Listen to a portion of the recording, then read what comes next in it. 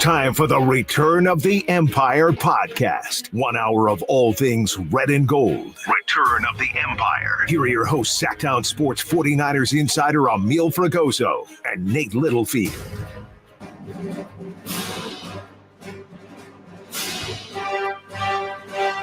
Yes, sir. Back again. Emil Fragoso and Nate Littlefield. Return of the Empire. And let me tell you, Nate, the Empire struck back real hard this weekend. Let me just say that right there. What's up, Dallas? What's up? What happened? Oh, you got humble. Laugh now, cry later. Or cry now, cry later. Whatever, Micah. I don't know. I like Micah Parsons, but what he said, man, is crazy. Yeah, we're gonna get into that absolutely. But again, it's Return of the Empire podcast here on Sacktown Sports live show during the season, 6 to 7 every Tuesday to recap all Niners content here on Sacktown Sports. Nate Littlefield, Emil Fragoso, Kyle Ledbetter on the ones and twos back there. And boys, it was a coming out party for the Niners. Not that they needed it, because the Niners are already really, really good. They're already 4-0. But they made a statement against Dallas in a way that I didn't even expect. We both had it. It's going to be a close game, like the playoffs, 24-17, 24-20. You know, it's going to come down to one possession. Nah, this game was over at like halftime. This is ridiculous. I mean, what are your thoughts, Nate, honestly? Dallas, I think their offense is just too conservative. I know the Niners are a good team, but they just the fear they have of moving the ball, I don't know what that is. But when Dak tried to do it, didn't work because he threw 3 interceptions. So they're in disarray. They took the game really personally coming into it. Yeah. And it just didn't work out in their favor. It was personal. It was a beatdown. It was a brutal beatdown. And once they got in a hole, they could not dig out of it. So, and I think for both of their losses this year, that's kind of what's happening. They get down a bit and they can't get out of it. So, and that's something the Niners really haven't been in yet. Yeah. They've been down this season. They were down to the Rams, right? The Rams ever? I think they did. Yeah, I think for a second they did. Yeah, but it was a close game, but that is something I still am waiting to see out of this 49ers team and out of Mr. Best quarterback in the NFL, MVP favorite, Brock Purdy. But I am looking forward to seeing kind of a comeback. See how they deal with that, essentially, like being down 10-14. How does the offense run? What are Kyle's playmaking decision or play calling decisions? How do they run the ball? What kind of throws are they deciding to make? But I'm also very, very happy when they're winning by a lot. It makes me happy. And when they beat Dallas by a lot, I get really happy. To answer your question, Nate, the 49ers have trailed for 1 minute and 45 seconds. That's literally a minute. Really, a minute and like it's mean, that's crazy. That's like, was it to the Cardinals though? No, it was the Rams. It was the Rams. I thought. Yeah. It was in the second quarter. Okay. They were up like 14-0 on the Cardinals. Okay. Yeah, that game was over so quickly. You're right. And then kind of every game, it feels like it's been over so quickly, except for that Rams game. I mean, I don't even know what to do with this team. You kind of felt early on that it was going to be the Niners' day when Brock Purdy scrambled out to his right, avoided the pressure, just threw an absolute laser to George Kittle in the back of the end zone. I mean, what a beauty pass, beauty play. And the vibe around Levi's all day was a big, big game. You could feel the electricity in the stadium. You could feel that this was a game worth being at, worth being a part of. There were celebrities everywhere. Vernon Davis was there. Frank Gore was on the field. Olivia Culpo was down there, of course. I mean, there was people everywhere. Yeah. But at the end of the day, the Niners said, it's nothing like anything else. It's just another game for us, another week for us, and they took care of business. I'm so happy that Brock Purdy did that on primetime. It's nice for everyone to see. It's great. It's great. And then he went from 6 touchdowns to 10 touchdowns in one game. Yep. No interceptions yet. He did have the fumble in week 1, but that was fine. It was TJ Watt. It happens. It's okay. But we're talking about Kittle's catch. Kittle with the awesome shout out to Gary Plummer. His shirt. Yeah. His shirt is a reference to Bleak a shirt. Dallas. Yeah, that Gary Plummer wore, I believe, Yikes. in the 94 NFC Championship when the Niners went to the Super Bowl. Pretty cool stuff to see. Micah Parsons didn't like it. He said that was personal. Debo said it was personal beforehand, which I got to side with my guy, Debo Samuel, on that. He did. Very personal, wild. This Niners team just is shockingly good. It's crazy how good they are. Yeah. And I really feel like, especially, the Niners are really, really good. Yes. This is really more of an indictment on where Dallas is at, because Dallas went into this game saying, we're the number one defense. We're going to stop them. This is the year we're going to get them. We're finally going to get them here. Jonathan Hankins had all these quotes coming out beforehand. And the defense got plastered. 42 points plastered by the Niners on the road in a game that you kind of had to win. You're now 3-2 on the season, and you kind of had to make a statement here to keep up with the Eagles. Nope, didn't happen. Dallas made it maybe too personal for them. They got too wrapped up in the emotions of the recent losses in the playoffs. The Niners, like a well-oiled machine, to just go at it every single day and beating the same drum. It's nice. I keep saying it, but there's nothing else to say. Yeah, I mean, I think the Cowboys got in their head, their own head a bit. I think they're dealing with some sports psychology issues. I think Dak Prescott is. I don't necessarily think he sucks like some other ex-49ers think. That was something else. That was crazy to say. But they got some work to do for sure. I don't think. I mean, can they make the playoffs? Yes. They're not going to be number one in their division. You know, they're not gonna beat out the Eagles, I don't think. Speaking of the Eagles, the Rams didn't do us any favors this weekend. No. Us, like, I play on the team. Emotionally, I do. Mentally, I'm on the field every Sunday.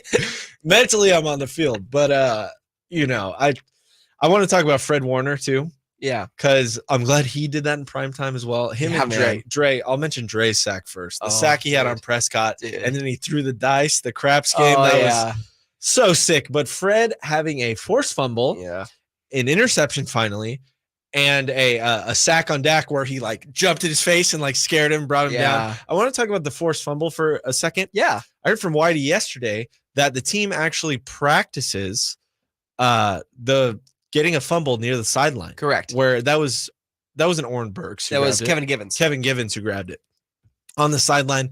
It's another thing, and I mentioned it before on the show. So many weird things like that are going the Niners' way. Mm-hmm. Like balls bouncing weird spots, like off players, or we're getting lucky. So things are going good, and I'm happy about it. And I know it's early. Yeah, I'm happy about it. And to give you perspective on that play, exactly, they do practice that. They have a little drill they do with linebacker coach Johnny Holland, and they kind of go at each player. They simulate it, obviously, tackle, and then they kind of just punch it, and they punch, and they punch, and that's each person does that in a line, and then they'll roll the ball on the ground, kind of like spinning weird ways, and literally they'll just have the guys like go grab it. And it's stuff like that. It's situational awareness in practice is why it works so well in the games. Why a guy like Kevin Givens, who was a defensive tackle and a rotational one at that, not a starter, was able to make a play like that and keep the ball in bounds. Yes, it took a great lucky bounce to stay in for sure, but the player has to make a play, and Kevin Givens made a play and stayed in bounds before rolling out to secure that football, and that's impressive. Yeah, it was, and that was right after McCaffrey's weird fumble, right? Oh, it was weird. Where it was basically he donated it to the Cowboys on the one, which you're probably not going to see too much out of him, but he was slowed down. He was under 3 yards of carry. Yeah, this game, he took some big shots. Jordan Mason got a lot of run, which was great because after that touchdown, early in the fourth, Niners kind of rolled out. Mm-hmm. Second team, Sam Darnold got some run, which was fun. Didn't throw the ball or didn't have a completion, I don't think. He did one completion for 1 yard. Screen, yeah. So I wanted to see some more Darnold. Great day, Sam. Get to throw it. Yeah. Because that was the biggest offseason thing. We were talking about it every single day. And then Trey got moved, and you're like, okay, what's Sam got? But it seems so far away that conversations were happening. I mean, that was only September. We had those talks. It's October or August. Honestly, it was like we were having these talks about these talks in September. Still, we were. I'm sure we would. We definitely were. Yeah. But that's the point. Is that this team, and I've said this all along, despite their offseason full of drama and speculation, if this team just balled out the first few weeks of the season, all would be forgiven. And boy, howdy, have they balled out. And now no one's talking about the quarterback controversy because guess what? Brock Purdy is the new sheriff in town, boy. Yeah, and then you got guys like Steven Ruiz doing those clickbait articles, and do that. So salty, all you Niner fans, so salty. Well, it's just a weird thing to say. I'm salty because of the Cowboys fans that are telling me that Brock Purdy's system quarterback. Yeah, on Friday night. Well, I'm tired of hearing this. It's okay. I'm salty. I'll be salty about that, I guess. I mean, privileged guy, privileged team, but seeing Brock ranked 25 hurt, and that's why it sticks out. But sports talk, we got to talk about it, Kyle. You can't, it's out there, big thing. It's so silly. It's silly. So it is, silly. and it's 4 clicks, and it's whatever. I hope Steven Ruiz leans into it and just becomes wrestling heel of the Niners fan if base. Steven Ruiz leans into it and the Niners win the Super Bowl, he's out of a job, bud. That's true. I forgot. Yeah, he's out of a job, friends. He's gonna quit. He's gonna quit his job or reporting on Just Football. Correct? Yeah. So shout out to him, Steven. We'd love to have you on. Yeah. We would actually. It'd be great. I'm happy the Niners controlled time of possession. This is something we talked about last week, how the defense, it's a weird situation where the defense gets tired when the offense is scoring too quickly. Mm-hmm.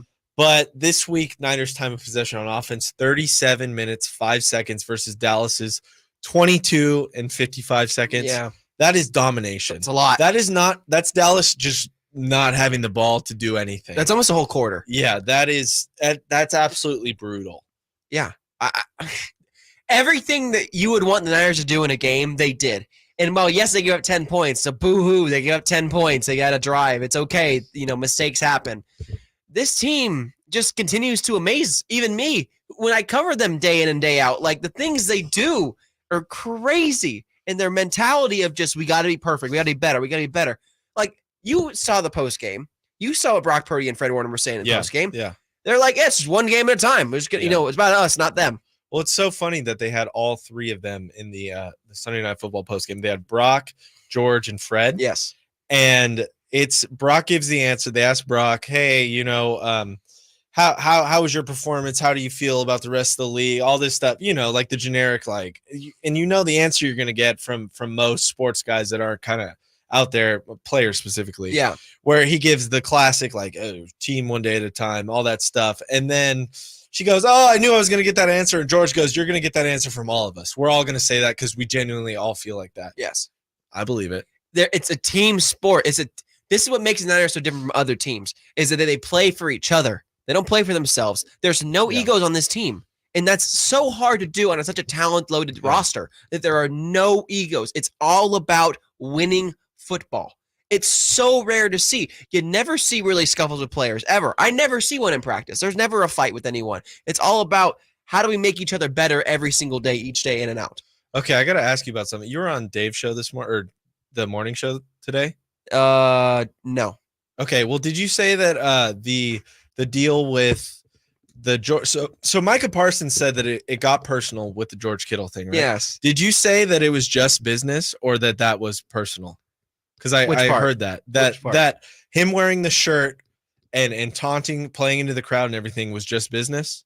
I didn't say that, but it was definitely personal. Yeah, it was definitely personal. It wasn't business. It wasn't just business. Okay, that was personal. Okay. I just heard a rumor about that, and I wanted to ask you on air just to make sure we could clarify that situation, because it's personal now with Dallas. I mean, business is booming, but it's definitely personal. Let me tell you right there. It's a personal one-way street, and I'm starting to feel like it's not divisional, so it's a little different. But when Seattle was beating up on the Niners every year from like 2014 to 2018, this is how I was feeling. I was feeling like Dallas in this situation, where the Niners just cannot get over the hump. They played Seattle like 6 times and beat them once, and it's so tough and it's so demoralizing when you get to that week and you're like, oh, we gotta play Seattle. It's a Seattle week.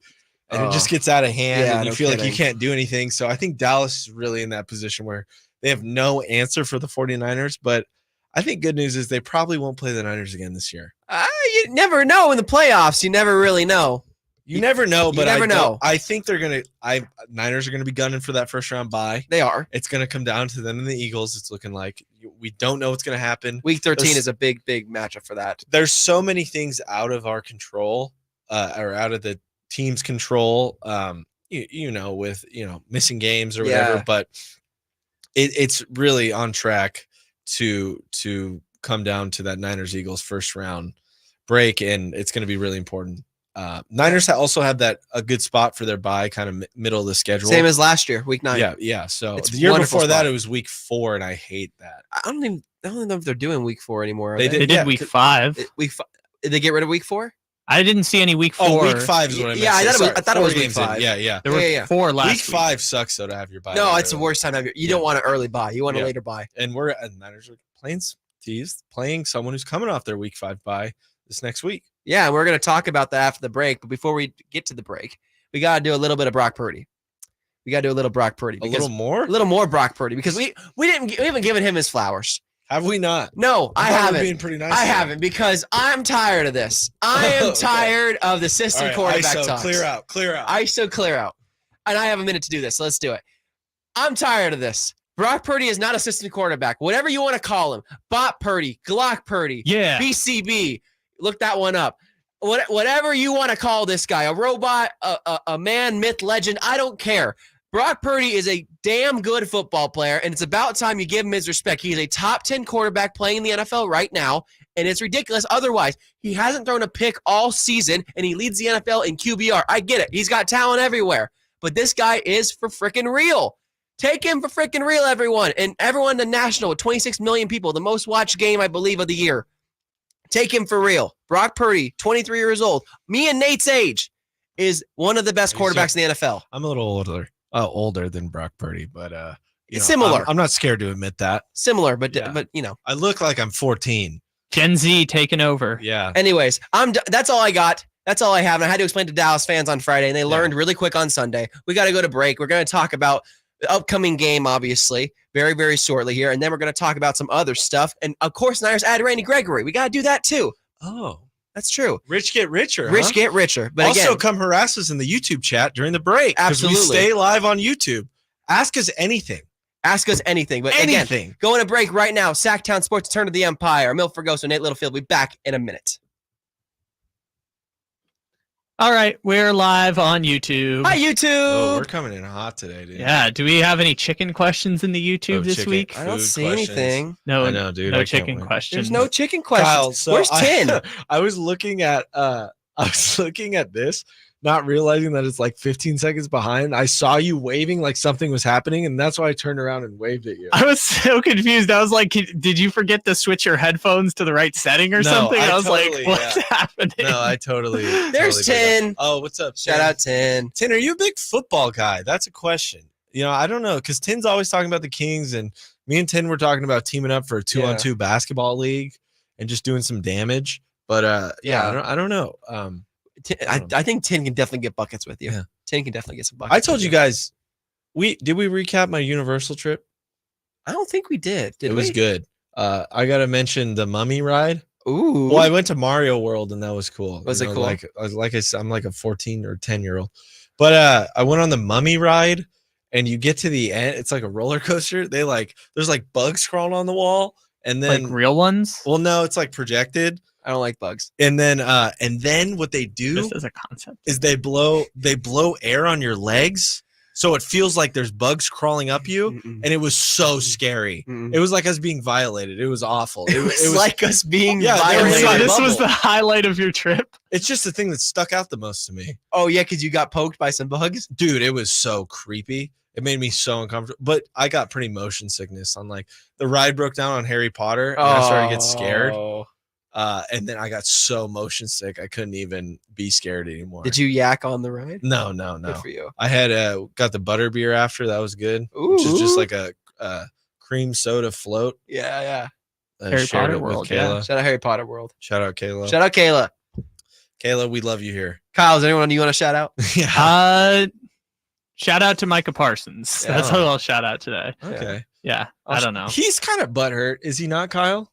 I don't know. I mean, I never take what someone says within like 24 hours of a beatdown seriously. Like, it's the people who like tweet after losing, and the moment I'm like, just don't do that. Like, remember Lamar Jackson got on the tweets like right after a loss one time and was just like going ape on Twitter. Yeah. Like, Lamar's got like, look, social media is a powerful tool that can be used for good and bad, and that's the bad side of it. Unfortunately, athletes should not go on social media after a bad performance. But if you have a good performance like Jamar Chase and post 7-Eleven on your Twitter right after torching the Cardinals, excellent work. 10 seconds till we're back. Sounds good.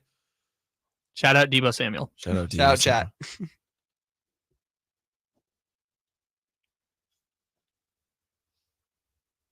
You have rejoiner audio, right? Yeah. Welcome back to the Return of the Empire podcast with Emil Fergoso and Nate Littlefield. Purdy under center, 2-by-2 tight formation. McCaffrey 8 yards deep. Purdy going to send Debo in motion left. They give it to McCaffrey off the left side. McCaffrey on the goal line. Touchdown! CMC! Touchdown CMC. You've heard that a lot recently yet because it's 14 straight games for Christian McCaffrey. Getting a touchdown. I mean, he's already broken the franchise record, but now he's on pace to possibly break Emmitt Smith's record for most, including playoffs, all time for anybody. And if he does that, CMC for MVP?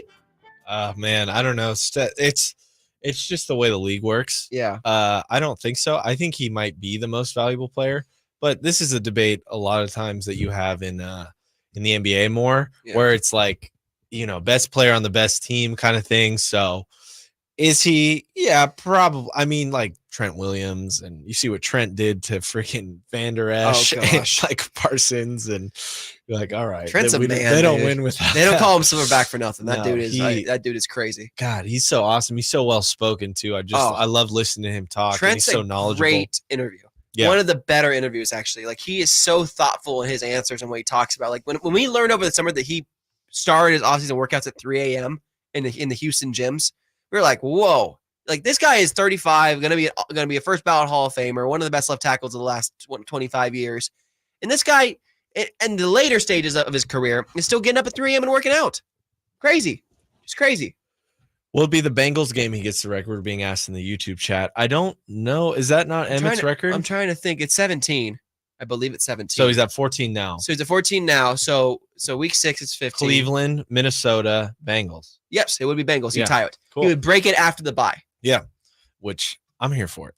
Yeah, it's very possible. Obviously, knock on wood, he stays healthy and gets to that spot. That's obviously the priority over the records. But it'd be really cool to see if he could do that, and it'd be really cool to see if Brock Purdy could also tie Ben Roethlisberger's record of 15 straight. So he would break Oh, it man. against the Jaguars. Correct.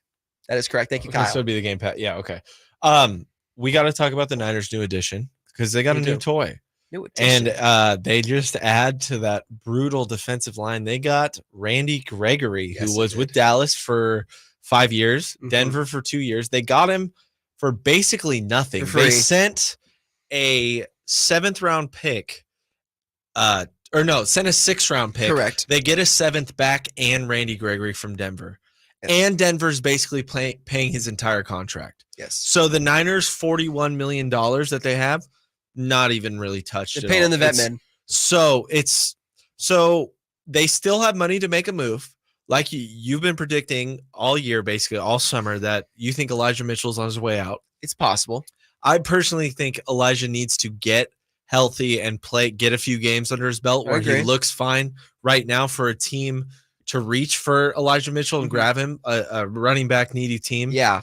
Which you look at teams like Baltimore, it's more desperate teams. Not the Colts anymore. They got to figure it out. Zach Moss looked awesome for them, and Mhm. JT's kind of getting back on track.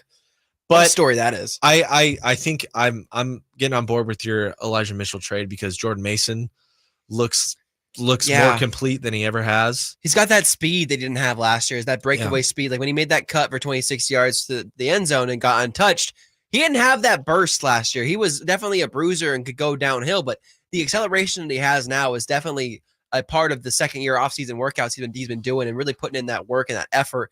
Finishing the day 10 for 69, 1 tutty in relief is very, very good for Jordan Mason, who they call the closer. JP Mason, the closer. He is. I hope he gets more touches. I hope so too. I know some people are like, why not feed CMC? I know Whitey's kind of like that. He you have the guy, feed him, don't worry about Yeah. usage rate.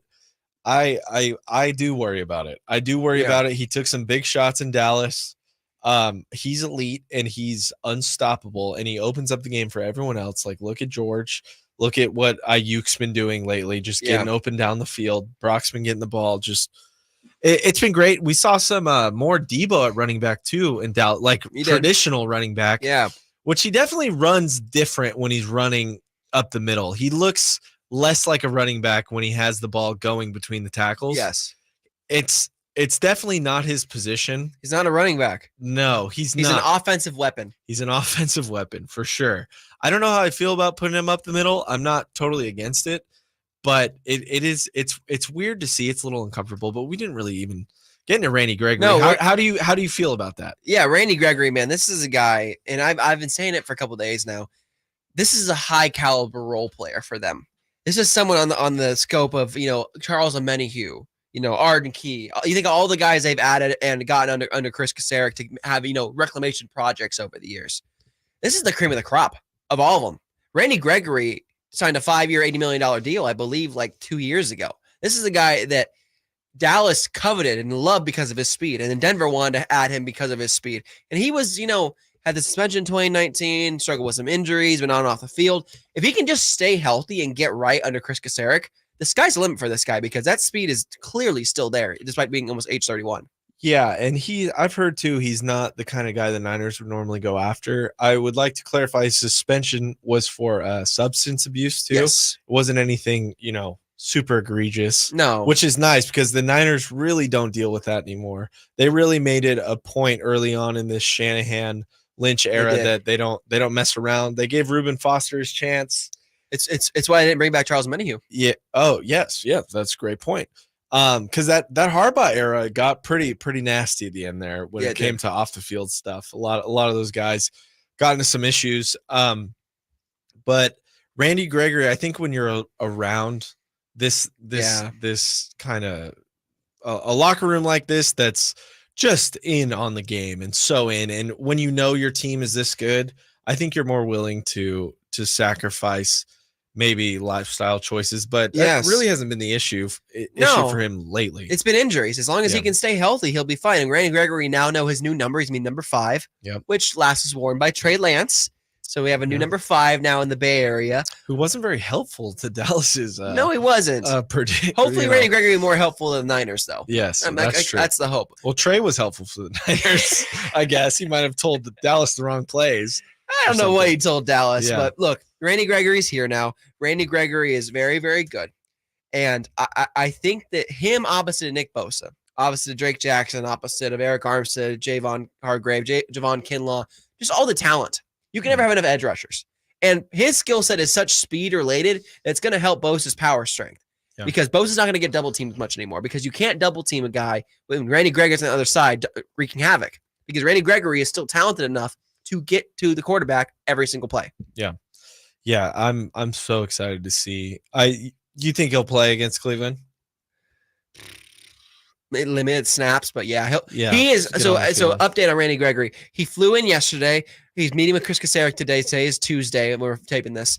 And on Wednesday, with the first day of practice tomorrow, he will get his first run with the Niners. And hopefully he should suit up week 6 against Cleveland, but it won't be on like a big basis. It'll be limited snaps for sure. Yeah, and you kind of want to ease him in. He's 31 years old. He's older. Correct. I mean, he hasn't been playing great ball with Denver, but who knows why? That could have been to try to drag out a trade with that. You never know that stuff, but I'm excited to see him. The Niners had to let Kerry Hyder go. He's picked up by Houston. D'Amico Ryans, obviously very familiar with him. So we wish him well. That's a player I've always really liked on the Niners. Good depth piece.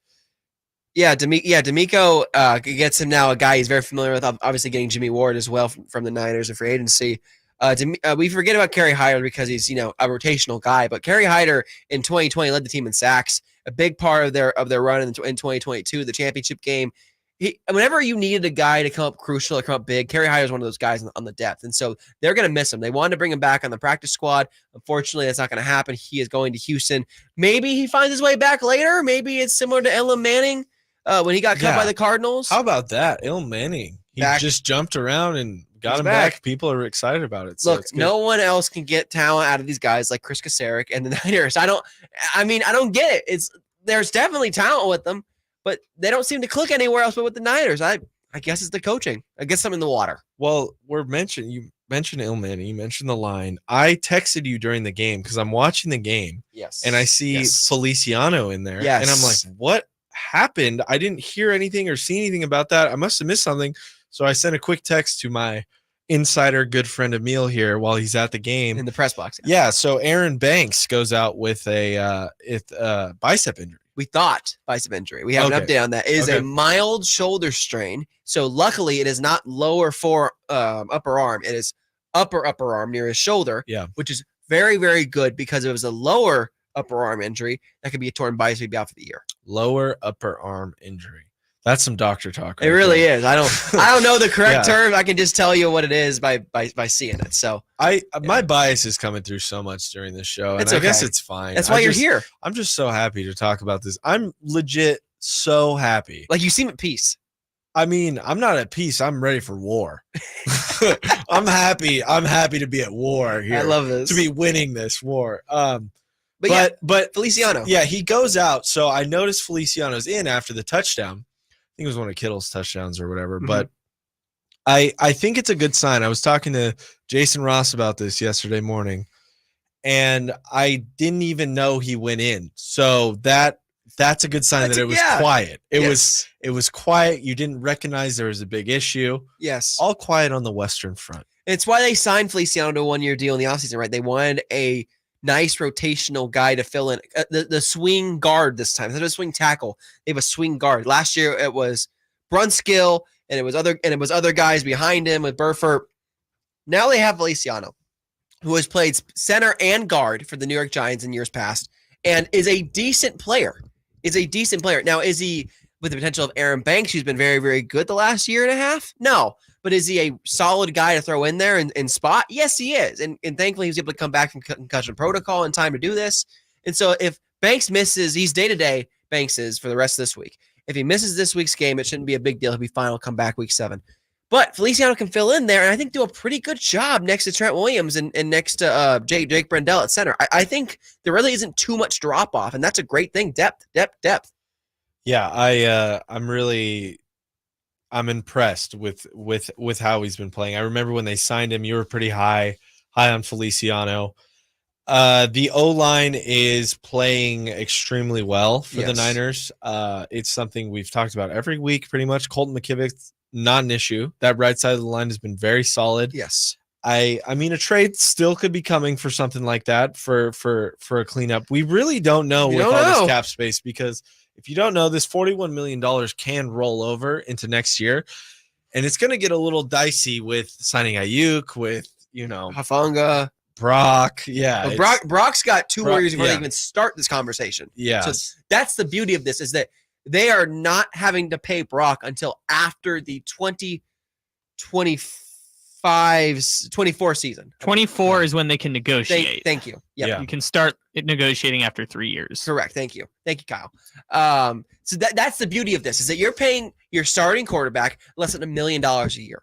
So because of that, you can load up everywhere else around the roster, and that's the beauty of it, is that their starting quarterback is getting paid not even like a backup. He's getting paid like a 7th round rookie, which is basically what he is, but he's playing like a 1st round prospect.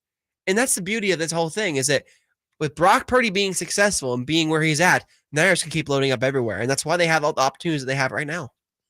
It's not fair. It's not fair. And I love it. It's one of those teams that make you wonder, isn't there a salary cap? Yeah. That's how it feels with the Niners. It's just how it feels. Yeah, the Saints were always like $100 million over the cap and somehow would figure it out. I'm like, how does this work? They added Derek Carr this year. It made no sense. The Rams were my big enigma when it came to salary cap. It just made me believe that it's not real. So I still don't know. Yeah, I don't know. But before we get to the break here in a second, we got to go through some records. Niners obviously tying the franchise record win streak. Purdy now 10-0 as a regular season starter. McCaffrey on the verge of some big records, obviously. Which one do you think is the most likely to happen, Nate? McCaffrey.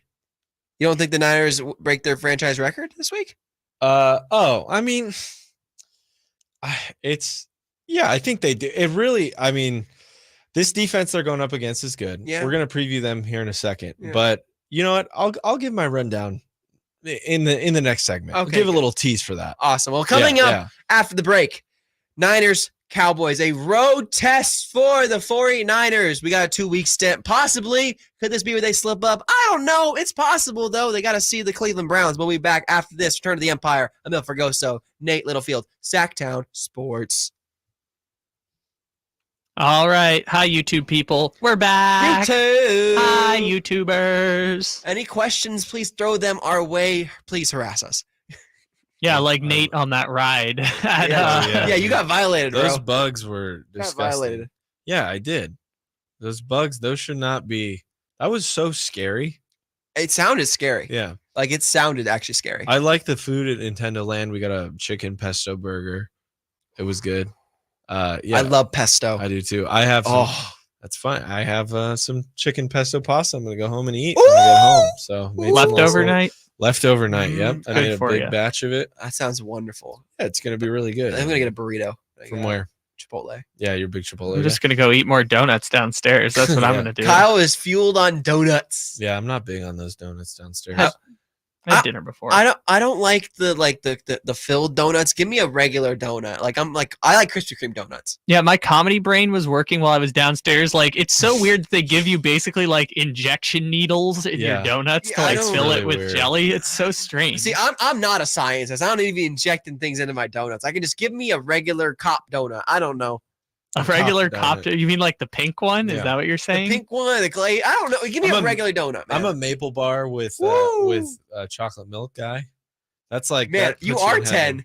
Yeah, I'm a 10. You are literally a 10-year-old. That is I'm a that's 10-year-old. 10-year-old dreams Yeah. right there. Dude, I'm a total loser. I guess I can ask you later, but Emil and Homer Nate Simpson. too. What Yeah. do you guys Yeah. think about the whole Justin Jefferson thing with the Vikings? Just- I mean, they gotta blow it up, right? Like Kirk. Trade him to the Jets. It's too late. Yeah. Trade I mean, Kirk the Jets. who Oh, are I thought you meant suitors? Justin Jefferson. Oh, I was no, like, like- wow, that would be interesting. No, Kirk. I mean, Clean house.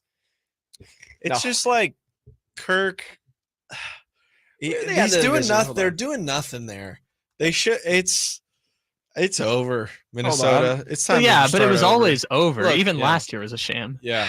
And everyone knew it, but it's not like you can trade him in the Yeah. offseason this year because it's like, oh, He's a free agent. yeah. Get rid of Kirk But send him where? to the Jets. The Jets will overpay. They could have extended Jefferson this offseason and they didn't. That was so confusing. Look, You know, the Jets will have that first round pick because Aaron Rodgers Yeah. isn't playing that. They're not going to get a first round pick for Kirk Cousins. Oh, you don't think? I think they will. Maybe I think next they year. will. Maybe next year's If it first, comes not with this an year. extension, yeah, I think they will. Also, 15 seconds. Yeah, I don't know. It's interesting. Justin Jefferson's never leaving. Jefferson's never leaving. They have too much franchise I power. don't know over why him. they didn't extend him. It's so Because they're strange. cheap, I guess that's dumb. like most owners.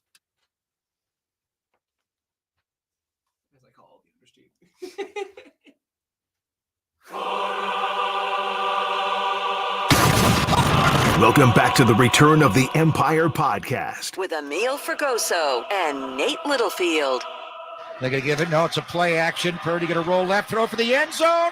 Caught by George Kittle. He has the hat trick tonight, a career high. 3 touchdown catches for George. Touchdown!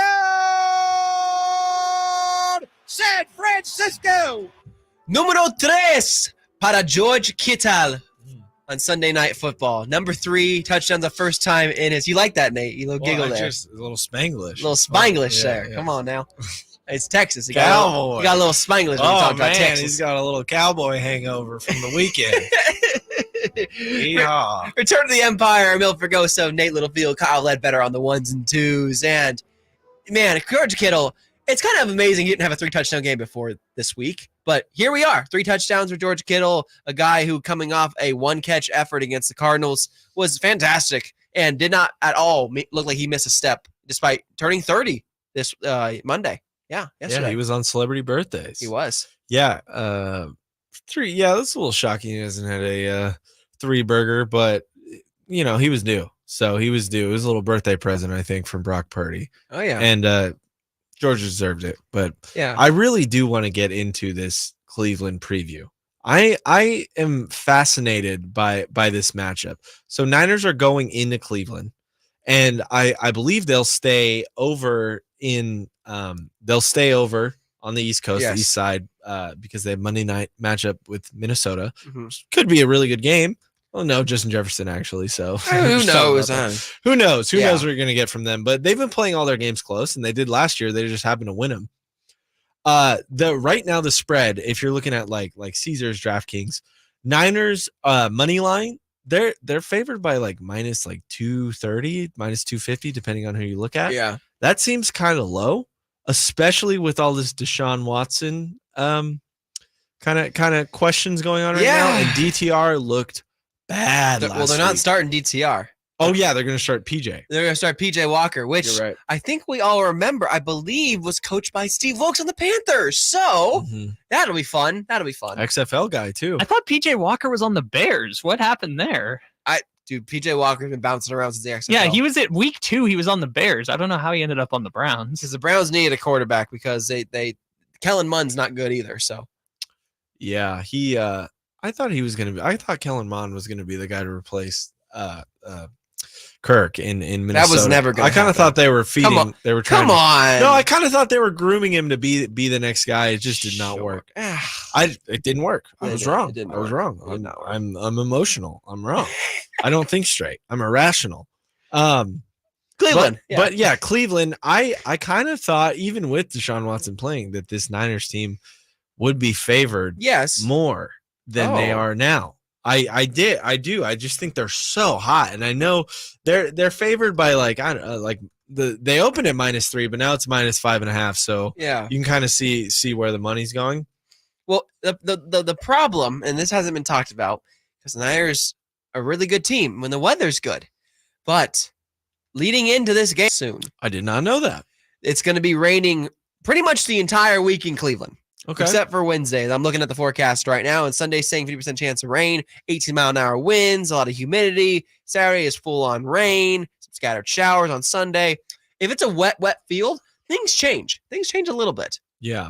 And Cleveland's defense is statistically elite right now. They've only played 4 games, but still they are in yards per game. That's still a mean average. Mm-hmm. They are number 1 in the NFL. They're allowing under 200 yards per game, 196.8. They're good. The Niners are at number 3 at 266.8, and number 2 is Baltimore at 266.4. So that's a large gap. Yeah. That's a very large gap. It is. Points per game, the Niners are number 1, and Cleveland, I believe, is number 2. Yes. Niners 13.6, Cleveland at 15. Last week, Dallas was number 1. Mhm. They have dropped too far down. 7 now. They're at 7, Yikes. averaging 16.6 points a game, giving up. Take that, Dak. Yeah, so it's 2 good defenses going at each other, Yeah. and I feel like that Niners defense still is not at full potential yet. No. With all the all-pros everywhere, all the Pro Bowlers everywhere.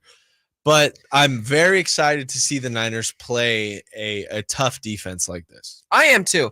And I think the Niners are going to still win this game, but I think it could be more of a defensive battle like we're hoping with Niners-Dallas. I think they're just better in terms of like defensively. I think that the Browns are just better than Dallas is defensively. I don't know what it is, but Jeff Schwartz is an incredible defensive mind. Yeah. Or is it Jim Schwartz? Jim Schwartz. Thank you, Jim Schwartz. Thank you. You're thinking of Jeff Fisher. Fisher. Yeah, I combined Fisher and Schwartz. Not a defensive mind. No, but Jim Schwartz. An interesting mind. An interesting mind for sure. Yeah, but Jim Schwartz, that dude can coach. He is a very good coordinator. I don't know why someone just let the Browns have him, because Kevin Stefanski's also a good coach. It's just getting the quarterback situation right. Yeah. Is that going to happen? And despite not having Nick Chubb for the rest of the season, which hopefully prayers up to him. Hopefully he comes back and is still the same guy. But they're still really good. They're still really talented. And while the offense is kind of slugged along, and I think it could still do that under PJ Walker, the defense is going to keep them in this game probably. Do you still think the Deshaun Watson contract is the worst contract in the NFL? No, the Russell Wilson one is. Okay. Actually, I don't think that's close. Look, I get Deshaun's contract is terrible. It's fully guaranteed. I understand. Deshaun has not played like the all-pro that he was in Houston for various reasons. Russell Wilson, they willingly gave him money despite being bad in Seattle. Willingly gave him money. Yeah, I think they may have saw it as a fluke. I think it was kind of an Aaron Rodgers situation where he had like the one down year, but they're like, this was nothing, but we didn't get to see Aaron play this year. So I was very curious to see I was too. Aaron Rodgers on-field play. I'm an Aaron Rodgers fan. Actually, I'm wearing a Chico shirt. Where Chico! me and Aaron Rodgers are both from. Hey, you're from Chico? Yeah. I didn't know this. Yeah. I'm learning new things about Nate every day. Yeah, I'm from Chico. I'm sure I've told you that before. You probably have. But this is a place Aaron Rodgers helped vote the best bar in America of Barstool Sports. So that's Aaron awesome. Rodgers is a Chico guy. Shout out Chico. Shout out Aaron Rodgers. Shout out Chico. Yeah, that's a little accidental plug there. Plugging Chico on the podcast. Well, the place, I didn't say the name, but yeah. Yeah. Anyways, I kind of hope the Niners play Deshaun Watson this week just to see. Do you think I'll ask you this question. Is Deshaun Watson with a rotator cuff contusion to his throwing shoulder a better option for the Browns than PJ Walker? Yes. Yeah. It's tough, isn't it? Listen, I don't dislike PJ Walker, but if he plays the Niners, I think he's gonna get crushed. Like get just like I don't think it's close. Yeah. But who knows? You never know. It's like last year Stidham torched the Niners. He did. So you never know, but this team is just rolling. rolling. And I mean, I don't know. The minus 230 or minus 250 for money line seems a little egregious right now. That seems a little low. Then you should take it then. I'm just saying. Well, I don't bet 1-800-GAMBLER. Yeah, we don't do that. But I'm just saying, I get it. But it's a game on the road against an AFC North opponent, which is always a tough game, regardless of who you're playing. I get they destroyed the Steelers, but I think we're learning over the course of the year that Matt Canada is trying to get fired, and the offense is just terrible in Pittsburgh. Yeah. The Browns offense, while yes, it's PJ Walker possibly playing and Deshaun Watson hurt, I think maybe it's still better than the Steelers offense. Yeah, I think you're right. That Steelers offense is horrendous. It just doesn't make sense. Kenny Pickett does not look good. Hit that bomb to Pickens. Yes. But it wasn't anything like, I don't know, whatever. Steelers, we beat them. That's over. They scored 7 on the Niners. Doesn't matter. Uh-huh. Cleveland, I'm really not expecting a lot of them. I'm more excited to watch the offense go against the defense. See kind of where CMC's at after a rough game. Physically, for sure. I mean, he didn't put up big numbers, but still won by 32. Mm-hmm. And that's a callback to what Richard Sherman said to Skip Bayless this week. He a little clap back on him, which was nice. Oh, gosh. I think CMC bounced back game for sure, and I definitely think he gets a touchdown. I think he's going to break that streak. I think it's very much possible. Yeah. Look, just going through Cleveland, the injury stuff. Obviously, Deshaun Watson is questionable with that rotator cuff contusion. Joel Bitonio, their star left guard, is also questionable. Center Ethan Pochik is also questionable. Myles Garrett is also questionable going into this week. All are probably expected to play. I haven't seen them miss time yet, and they have a really good offensive line, so it's possible. And Jerome Ford is also a good running back. They got Kareem Hunt still there. So there are definitely pieces around them that they can make it a game, but I just don't see it. Look, their best cornerback is Denzel Ward. He's a very good corner. Their second best is Greg Newsome. He's a solid corner. I think the Niners' skill players are just better. And this is kind of what you can say about every other opponent, it feels like. The Niners are just better. They have more talent. And I think that's kind of where we're at. On paper. On paper. On paper, right? So, and that's not how the NFL works. But, yeah, it's fun to look at on paper and just go, okay, they got him here, whatever. Yeah. But how does it make you feel that Cleveland is coming off a bye? It's definitely maybe the reason why that line is a little bit less. It's a little bit more favored towards Cleveland because they're coming off that bye. They got 2 weeks to prepare. That's a big deal. I don't know if it helps the Browns as much though this early on in the season, like we were talking about earlier, compared to like say a week 10 bye and they're playing in week 11. Yeah. Right. Like when they can really rest up. Yeah. This team is still kind of fresh. They kind of want to play a little bit more. Mm-hmm. And I think the Niners are in a better position because they're rolling so much right now. They're hot. The Browns aren't as hot. This is like the theory of it's almost better not to get the bye week in the playoffs. Some people say that round one bye, because it slows your team down. Mm-hmm. If you're going so hard, there's times where you rest all your players in the final week of the season, and then you get a bye, and then now you're playing one of the hardest teams in the league. Yeah, so you're not on your stuff. Yes, this could be a similar situation, but yeah, like you just said, if it was a week 11 bye and they're playing week 12, I think it'd be more impactful. Mm-hmm. But I think it's important for Deshaun. I think all this could be smoke screens too. I think that's a possibility. That, the injury's there, but it's not as big of a deal as everyone thinks, or it's worse than everyone thinks. It's very possible. And look, if it's Deshaun, if it's PJ, if it's DTR, which it probably isn't.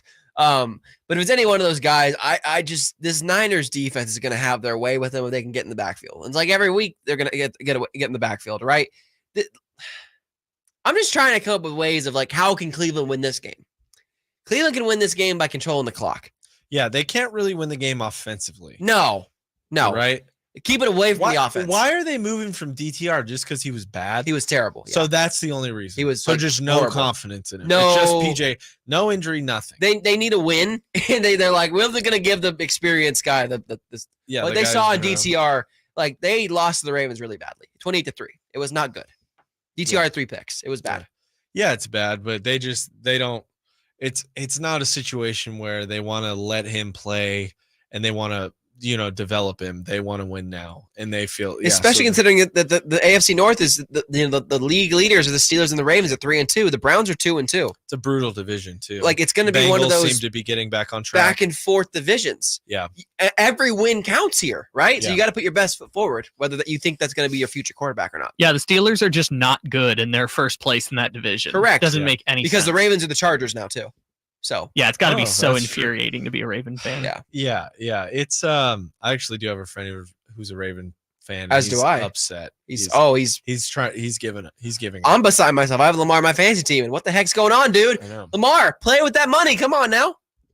Yeah, well, his receivers can't catch. Yeah, The drops are insane Nelson in Aguilar. Baltimore. dropping catches is just testament to time. I just can't explain how they lost that game. Just they were like 20 points better than Pittsburgh. Zay at the end of the Flowers dropping ball. It's crazy. And I'm a big Zay Flowers guy. Yeah, and I thought he was the answer there. I did too. OBJ is nothing. Who thought that? And then now he's hurt. Who would have thought? Yeah, I know. It's Yeah, the Steelers are 9-4 in their last 13 games, and they're just not good. They're not good. I don't understand how Well, they're doing that. It's their Mike Tomlin? offense. It's their offense is not good. Yes. I think their defense is Their good. defense hasn't been good. Going into that game last week, they were like 29th in rushing defense and 26th But in Joey passing Porter defense. Jr., the rookie corner, is one of the best corners in the NFL and has been playing right now. He's been really Yeah. good. Their defense He's has been been winning really them good. games. Like, I think at 93 PFF rating, I think is what I saw for this guy.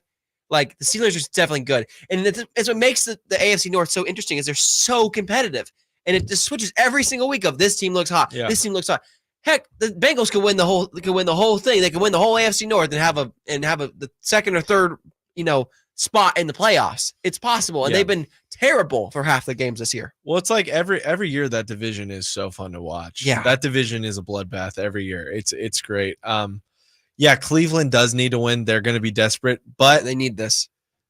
I mean, yeah, what do you do? You just roll out PJ Walker if Deshaun can't go, or do you really push Deshaun to go if They're he's hurt? going to push Deshaun to go. Yeah, But I think if they're already saying, as I'm hearing the reports of PJ Walker is going to start if Sean can't go, that's never a great sign on Tuesday when that's coming out.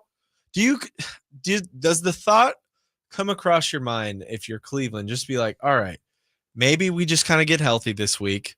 We get back on track. This game is very, very tough, even if we're at 100%. Do we just kind of, keep Deshaun on the sideline, get it? He's our best chance to win. He's our best chance to make the playoffs in a very tough division. Do we kind of get everyone back on track here and just kind of see what we can do against the Niners? Or, do we force him out there against a game we're already probably set to lose? Like, So this is a good chance to throwaway lose. game for you thinking, for them. Well, I think there's a thought, the thought should cross your mind. Because they do play the Colts the week after. Yeah, which is a very winnable game. The first place Indianapolis Colts. Oh, gosh. And we don't know what AFC what's up- swamp. Yeah, what's up with Anthony Richardson? He has a AC joint sprain? Yeah, he's going to be out like a month. Yeah. Okay. Well, they can definitely still win with Gardner. Minshew Mania, baby. Yeah, Minshew Mania. I always thought he kind of got disrespected. I always thought people focused on the mustache too much, which is easy to do. It's a good looking mustache. Well, this week's a revenge game. It's Colts at Jaguars. Oh, Two man. first place teams. Let me tell you, man, if I could watch that game, I have a lot. That would make me so happy. That game sounds like so much fun. Are you kidding me? It's going to be disgusting, but Oh. it's. I think the Colts are actually good. They have talent. They Yeah. definitely have talent. Now that Jonathan Taylor's back too, they definitely have If the some talent. Jaguars slip up, they could beat them. Well, Zach Moss Yeah. looked insane. He looked Yeah. so good last week. So Yeah. kind of showed out for for the Colts, but we got to give a prediction. Anyways, this is a Niners podcast. We're Yeah. talking too much about the other teams. Let's stick to Niners. Nate, prediction for Niners Browns. What are you thinking? Man, I'm thinking, Niners score 30 every day, every game. So I'm going to go 32 to 14. Oh man, if it's PJ Walker, man, it might even be. I'm going to go 32 to 10. I'm going to go big one for the Niners. I'm going to go big one. I'm sorry. I have to. I don't care who's at quarterback, if it's a Deshaun Watson with one arm or if it's PJ Walker playing against his old coach Steve Wilkes. 24 to 10 is what I have it as. Yeah, we got 42 to 6 in the chat. Yeah, look. Who is that saying that? I can't read that from here. Herrick. I don't know. It's a username. Well, shout out. Shout out Matt Glore to Haxibar. Zach Moss over JT, huh? Yeah, you think Zach Moss is better than JT? You're out of your mind. Out of your mind. Out of your mind. Anyways, Niners, big win, I'm saying. Yeah, look, they're going to break the record. They're going to break the franchise record and have the most wins, regular season wins in history. And it's going to be a big deal for them. It's going to be a culmination of this is a lot of hard work and a great thing, and they get to celebrate for a second and then move right on to Minnesota on Monday night. And that's kind of what this team is about. It's not about them. It's about us. Yep, they get that extra day too, Monday night. Do you know, I want to ask you real quick before we go, where they're staying in between? I do not. I'm Okay. going to figure that out this week when I go down there. Interesting. Interesting. A tease for next week. A tease for next week. I'll let you know that. And of course, Return to the Empire. Emil Fergoso, Nate Littlefield. We will be back next Tuesday, 6 p.m. to 7 p.m. to talk about the Cleveland Browns game. Will it be a win? Will it be the first loss of the Niners of the year? We'll find out next week. But until then, everyone, stay tuned. Stay well. Check out the content, sacktownsports.com. We will see ya. All right, we're clear. Wonderful. YouTube chat. Appreciate you guys. Thanks. Hacks. That's Hacks. what it was. Hacks. Appreciate you. Matt, you're crazy. Zach Moss is not better than JT. He had one game.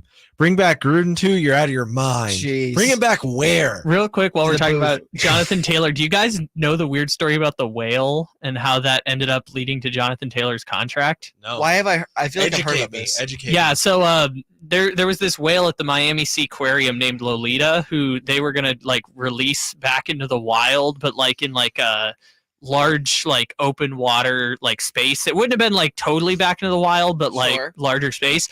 And Jim Irsay was gonna pay like out of his pocket $15 million to fund gosh. this project, and then the whale died. And so people are suspecting that they took that $15 million and paid Jonathan Taylor Interesting. his signing bonus. Interesting. Oh, that's great. Yeah. That's excellent. That's Yeah. just, man. That's a you know, fascinating story. I don't know how I'd feel if I'm JT is, hey, man, we're going to give us money to a whale. Yeah. Nope. I'll give it to you The instead. whale died, but it was funny because it was the people had deduced like the signing bonus for Taylor was like $5 million more than the Yeah. money that was going to go Poor to that. whale. He died for a good That's- cause.